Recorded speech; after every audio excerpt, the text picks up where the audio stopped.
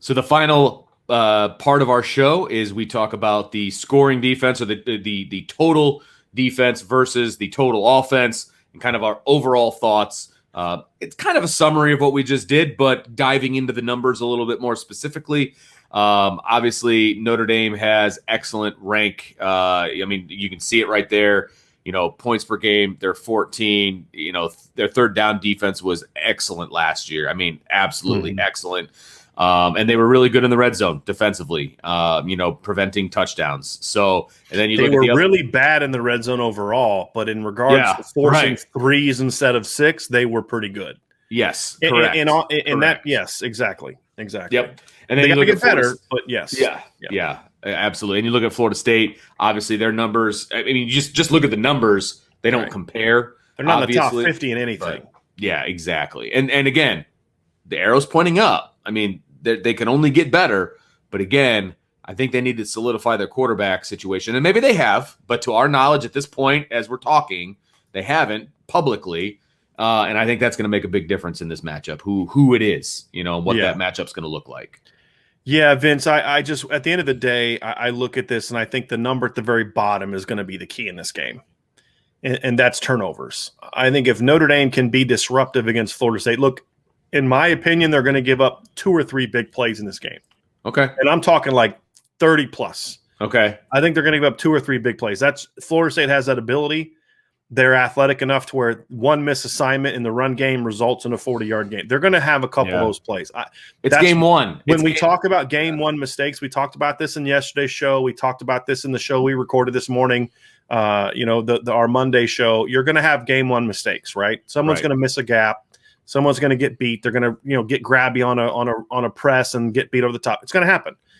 If they can be disruptive with tackles for loss, which they have a huge advantage of statistically, if they can be productive and disruptive with sacks, which they have a big advantage of statistically, we also think they have an advantage in the actual players, then the result's going to be third down. We're going to see Notre Dame dominate.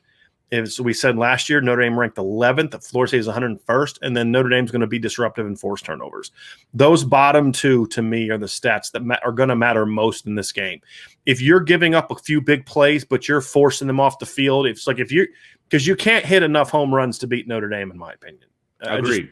They're not going to do that, barring the Notre Dame offense collapsing. If Florida State can't consistently put some drives together, which I don't think they're going to do, then if Notre Dame can force a few turnovers, 2 or 3 turnovers in this game, even if it's just 2, then I think Notre Dame dominates this matchup, and they'll be able to easily survive and take a couple of those big body blows that I think Florida State will give with some big plays, run game and pass game. Like I said, they're going to get 2 or 3 big plays, as long as you're making stops all the other times, being successful, turning some of those.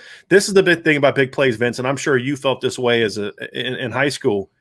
I don't mind giving up a big play as long as it doesn't go for 6. Absolutely. And I think of the Virginia Tech game of 2018. Notre Dame gives up that big long run right up the middle. Osmar Bilal catches the guy at like the 1-yard line, and they end up stopping them and forcing a field goal instead of a touchdown, right? Give me another chance to make a stop, Don't let those big plays be for 6. Yeah.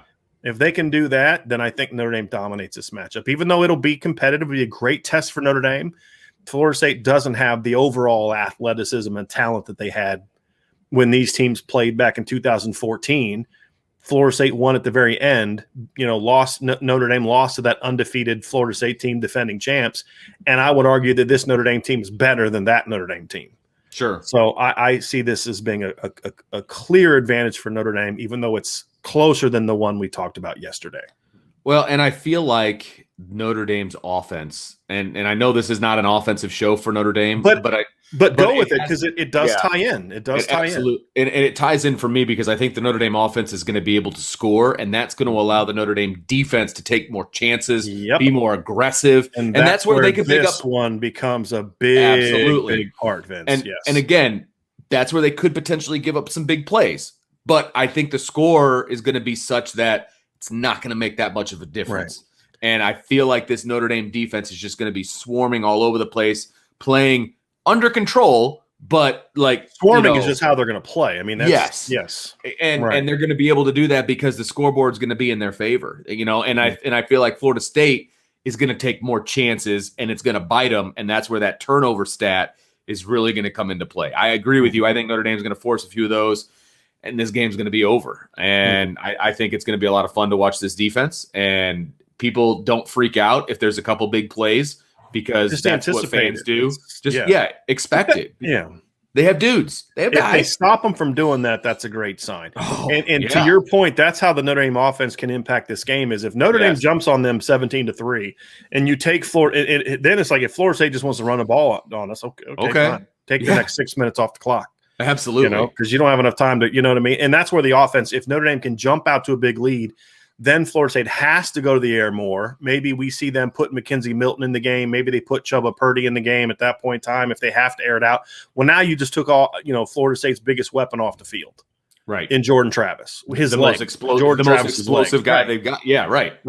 So if you're jump on them and Florida State can't just sit back and throw the ball, can't just go run the ball, and you're limiting those big plays, and they have to maybe put more of a passer in the game. That's playing right into Notre Dame's hands. So that's where the Notre Dame offense, absolutely, you're correct, Vince, can have a big role in this game. If they can make Florida State one-dimensional with the score, right, they don't have a chance to move the ball on Notre Dame. Right. Where they're going to be able to have success is if they're able to stay balanced. If this is a competitive, if they're down 7 to 10 points, no more than 7 to 10 points throughout the game, they can stay balanced. They can do what they do.